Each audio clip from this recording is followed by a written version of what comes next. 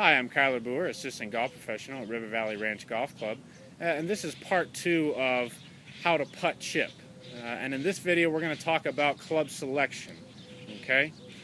What I want to do in my chipping is to be able to make the same exact stroke or swing each and every time in this situation and utilize different clubs for different distances.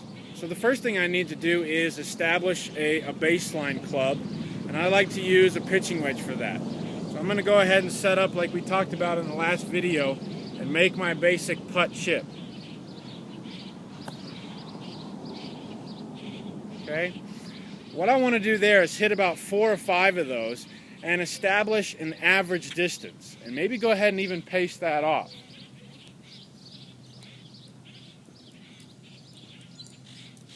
So my average with a pitching wedge is going to be 8 yards, right, when I make that basic stroke.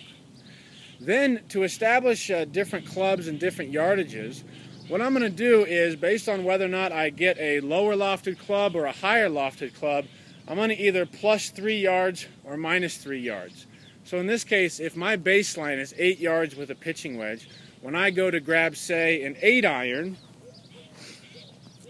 I expect to hit this 14 yards. So we've skipped the 9-iron, which would have been 11. We move straight to the 8-iron. And if I try to make the exact same swing, right, or the exact same stroke, we should see this ball roll out 6 yards or so past what we saw our pitching wedge.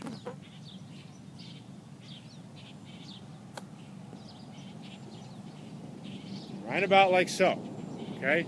So if I pace that one off, should be somewhere in the range of 14. Might not be exact, but it should be pretty close.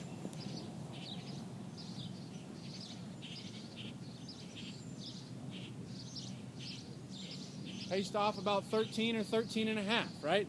Some of that is the fact that the last part of that chip was uphill, so it slowed down a little bit.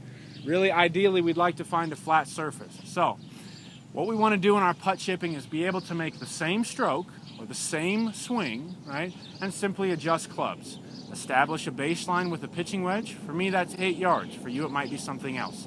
And go plus or minus 3, or about plus or minus 3 from there. Thanks again for watching, and I hope this was helpful.